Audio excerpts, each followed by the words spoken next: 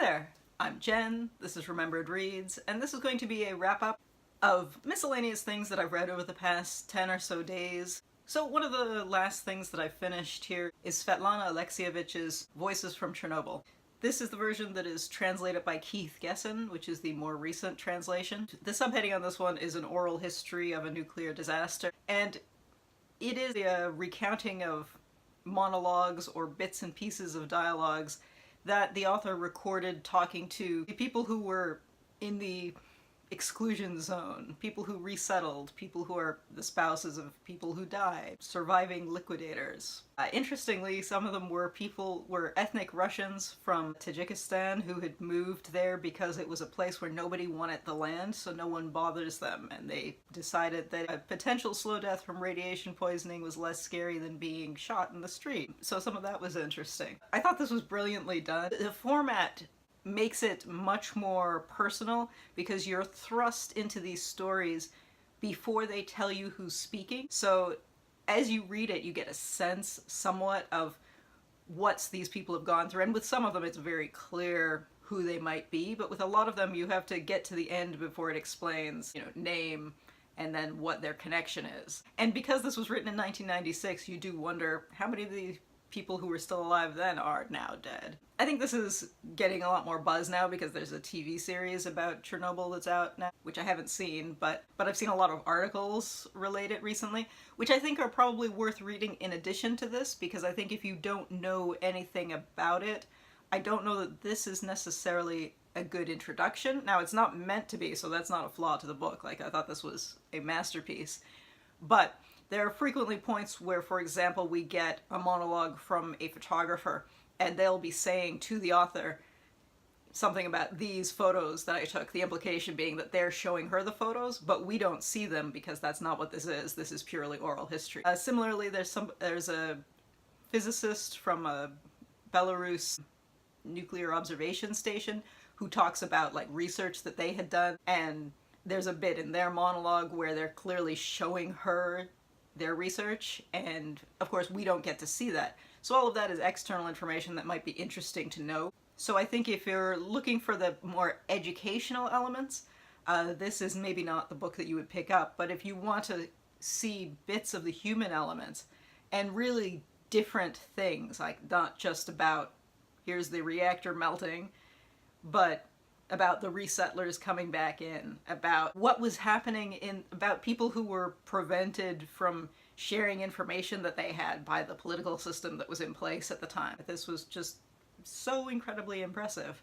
But again, not really an introductory or educational piece, more of an emotional human piece. Depressing, of course, but if you haven't, I know a lot of people have picked this up over the past couple of years, but yeah, if you haven't, it's definitely worthwhile.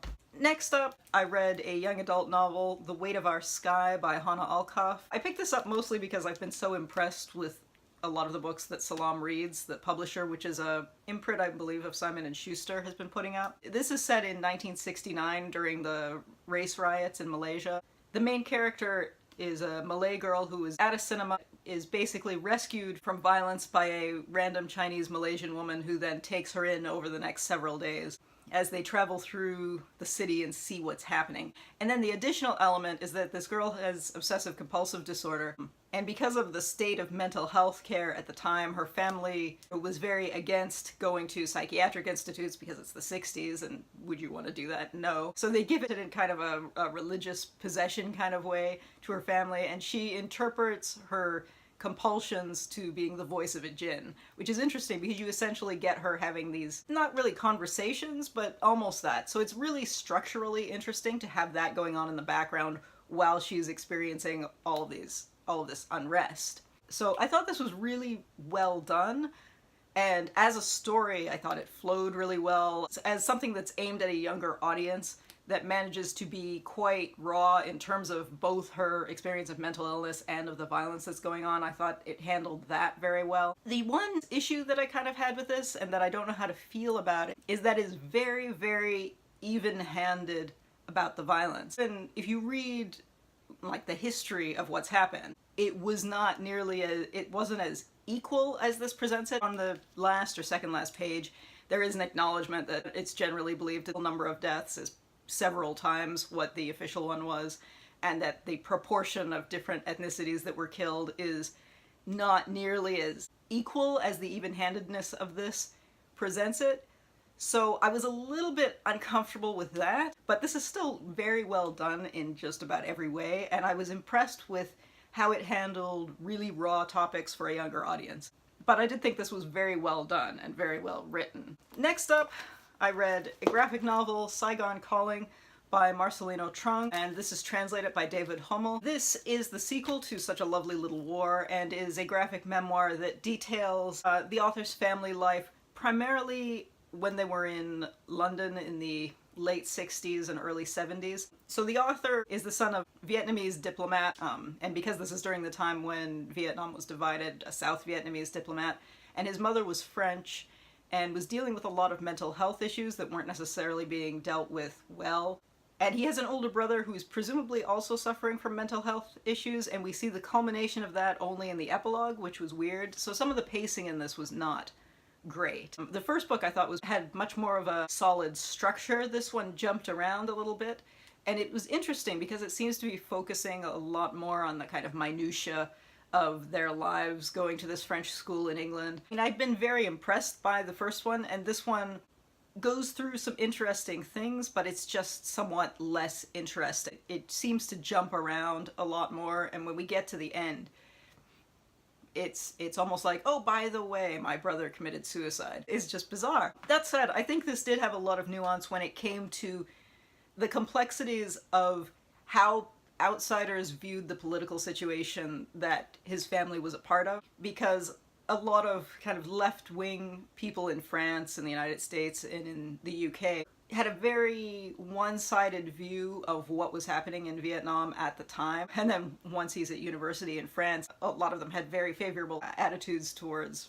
for example, what was happening in Cambodia, which we now know was this horrific genocide. It's presented as an aside, like you're expected to know what that means. And I think it shows a lot of how people, for many years, have not really looked at the nuances of individual international situations, and people want easy answers and to have this be a good thing or a bad thing or in line with the ideas of what left-wing or right-wing means in their own country and kind of pushing that on other people's countries. So I think this did a nice job of trying to dig into some of the nuance of that. But yeah, it just wasn't structured well enough to flow the way the first one did. Still, I think if you enjoyed the first one, it's worth picking up. So since all three of those were dealing with depressingness, it of course is time to pick up some fluffy genre fiction. So the first thing that I picked up on the light and fluffy side is Can't Escape Love by Alyssa Cole. This is in a series that I've seen loads of people on BookTube. I feel like everyone who talks about romance virtually has talked about Alyssa Cole. This is a novella in her Reluctant Royals series, which I have never been interested in because it's set in a modern day, but it has people who are dating royalty, and I just don't care about the paparazzi kind of story. This is about the twin sister of one of the characters from the main novels, and for me the weakest parts are when she's talking to her sister about her sister's drama, because I just didn't particularly care about that. So that was kind of a negative for me going in at the beginning, but I still thought this was surprisingly entertaining, despite the fact that it has this connection to something that I just don't enjoy. So it's kind of a ridiculous, geeky love story about this woman who runs a website that I guess is sort of similar to the Mary Sue. It's a female-centric geek page, and she has a kind of long-distance online friendship with this guy who creates escape rooms and does puzzles, and she enjoys falling asleep to his voice, so she contacts him and they realize they're neighbors, and, you know, goofy romance ensues, but I did think it was quite adorable. I also thought, impressively, in a lot of books when one of the characters is a wheelchair user, they go out of their way to not show the chair on the cover, but she's clearly in a wheelchair on the cover. I don't think the physics of the table works. This was, I think, photoshopped, because I'm pretty sure the footplate would be where the table leg is, so yeah. But anyway, I was surprised and kind of impressed, and it's like an actual wheelchair that someone would use and not a big industrial one, so respect on that point. While we're talking about the social elements, the morning before I read this, I saw the interview that Charlemagne the God interviewing Alan Yang, and one of the things they talk about is how desexualized black women and Asian men are. So there you go, it's a romance with a black woman and an Asian man. Yeah, it was cute. I don't have much else to say because it was a novella and it was cute. So at that point I thought, okay, I'm gonna stick with the genre stuff, but we're gonna get away from the romance. And I read Brian McClellan's War Cry. This is not connected to his Powder Mage series. He writes a series of novels that are sort of a fantasy version of the French Revolution and the Napoleonic Wars kind of combined. This is a setting that is kind of a Spanish Civil War / Second World War combined. It's also military fantasy. As I said, 30s or 40s style military technology, but some of the characters are wizards, and the two types of wizards that we see in this are an illusionist and a shapeshifter. And this is very entertaining. It is essentially a single mission that goes slightly wrong, and then we find out that there's some political intrigue in the background, and it's novella length, so that's all there is to it. This is not something I think you would go into if you were looking for a lot of character development, but in terms of having that clever mixture of magic and period military technology, I thought this was great. I hope he writes additional books in this series, because I thought it was a really entertaining setting. So I'd like to see more of this because I think this is more entertaining, and I think flintlock fantasy has become a bigger and bigger thing, so I think it would be more entertaining to see kind of pseudo 20th century. Not quite urban fantasy, but this kind of thing. So yeah, I was entertained by it, but it's definitely not going to be something of universal appeal. But if you like military fantasy, and you're looking for something that is sort of the style of flintlock fantasy, but with a 20th century setting, definitely check that out. And finally, the weather has finally turned around so that I'm able to take my dog on these really long hikes now, which means I can go back to listening to audiobooks.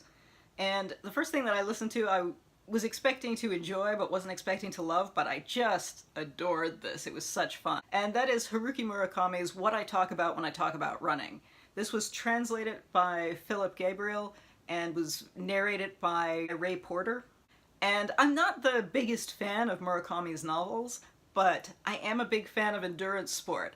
And I think if you enjoy running, or if you have a social circle in which you are regularly asking people how many kilometers they put in this morning and what their personal best was at some distance, and if you're regularly running into people who plan their vacations around what marathon they can run when they're in foreign countries or new cities, then this is just fantastic. This is primarily a running journal in which Murakami describes his training for the New York City Marathon in 2005. But it also gets into bits and pieces of his writing history interspersed there, so there is maybe a 1/4 element of this that is about writing, which I think is interesting on its own as an aside, but it is really central to the running, and a little bit to cycling and swimming, because he also talks about a couple of triathlons in this. And it was the kind of thing where I was walking around listening to this and I would just grin at parts of it. So I'm sure people were walking by were, questioning my sanity because I was walking around with this ridiculous grin on my face.